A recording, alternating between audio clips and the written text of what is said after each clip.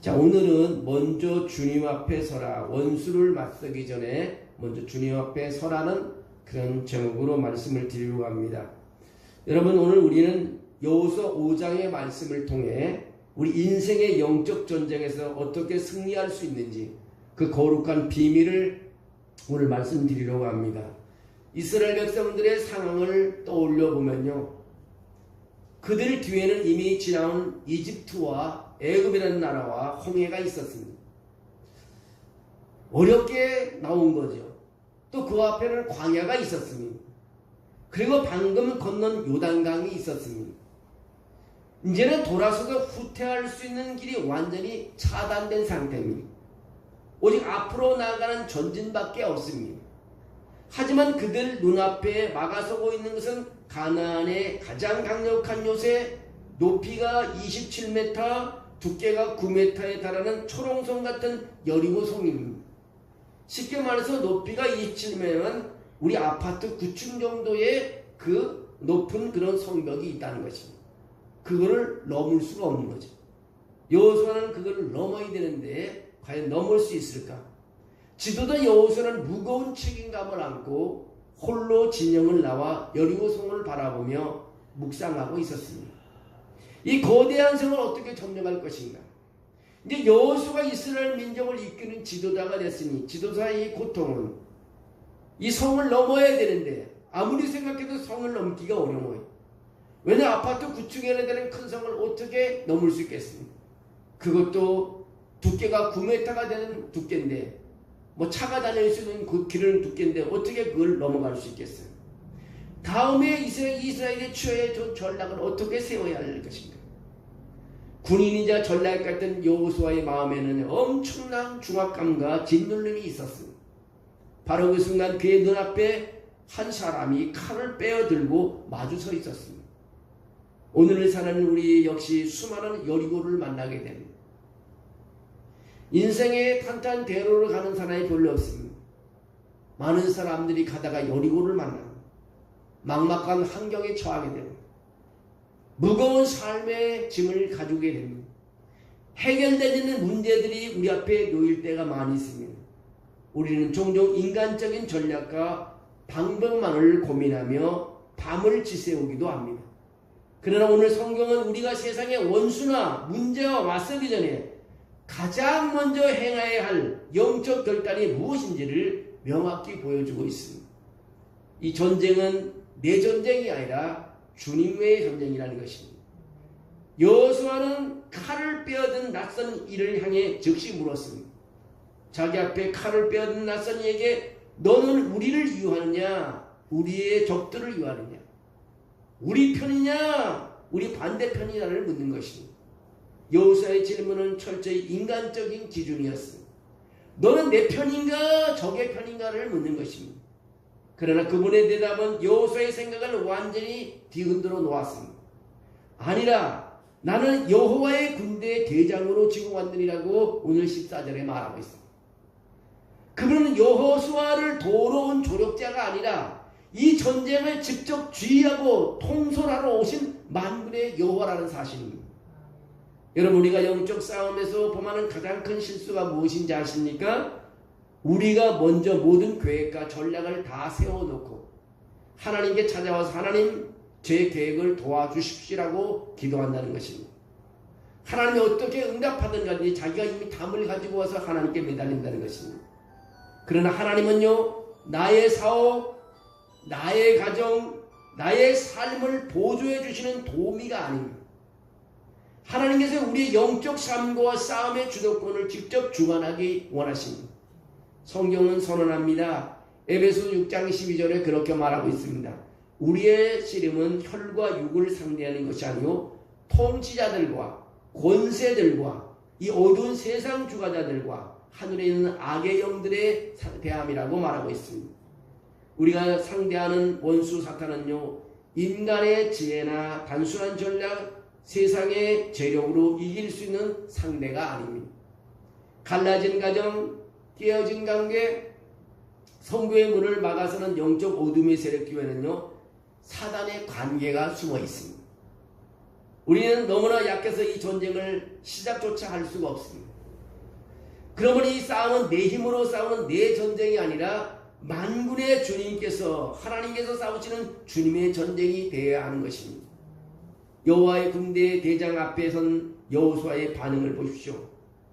그는 즉시 얼굴을 땅에 대고 엎드려 경배하며 물었습니다. 내 주여 종에게 무슨 말씀을 하려 하시나이까? 15절에 그렇게 말합니다. 이때 여호와의 군대 대장이 여호수아에게 명하기를 내 발에서 신을 벗으라. 내가 선 곳은 거룩하니라고 말하고 있습니다. 여러분 이 말을 생각이 나시죠? 언제 이런 일이 일어났는지?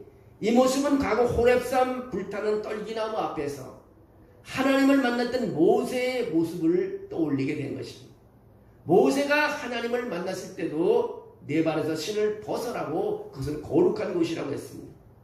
하나님께서는 모세를 부르실 때 내 발에서 신을 벗으라고 했다는 것입니다. 성경시대에 신을 벗는다는 것은 두 가지 깊은 영적 의미가 있습니다. 하나는 내 권리와 주권을 포기하는 것입니다. 종은 신발을 신지 않기 때문입니다. 자기 권리와 고집, 자신의 경험과 지식을 내려놓고 완전히 순종의 자리로 나가겠다는 것입니다. 내 신발을 벗는다는 것은 복종하겠다는 것입니다. 또 하나, 거룩한 회복을 의미합니다. 세상의 먼지와 죄악으로 더러워진 발에 신을 벗고 거룩하신 하나님 앞에 정결함으로 서겠다는 것입니다. 이제 하나님 앞에 부끄러움 없이 모든 회개하고 주 앞에 나서서 주님만을 의지하겠다는 뜻이 바로 신발을 벗는다는 것입니다. 우리가 영적 승리를 거두기에 필요한 가장 강력한 무기는요, 세상의 화려한 기술이나 수단이 아닙니다. 주님을 향한 절대적인 순종과 거룩함입니다. 우리 가장 믿는 사람들의 가장 영적인 강력한 무기가 바로 뭐냐? 순종과 거룩함입니다. 순종이 있어야 되고 그 다음에 성결해야 되는 것입니다. 그것이 우리의 무기입니다. 믿음의 사람들에게 순종과 성결이 없으면 그는 힘이 없는 사람입니다. 기도해도 응답이 잘 안 됩니다. 오늘 영적 승리를 거두기에 필요한 가장 강력한 무기는 바로 절대적인 순종과 하나님께 순종하는 일과 그 다음에 거룩함이라는 것입니다. 예배 시간 하면 100% 순종해야 됩니다. 근데 우리는 세상 사람들이 커피 마시려면 막 달려가도 예배 시간에 안 오는 사람들 있잖아요. 오늘 여기 온 사람은 다 온 거지만 그게 하나님 100% 순종을 안 하는 거예요. 시간이 돼도 안 한다. 이거는 절대적인 순종이 아니에요.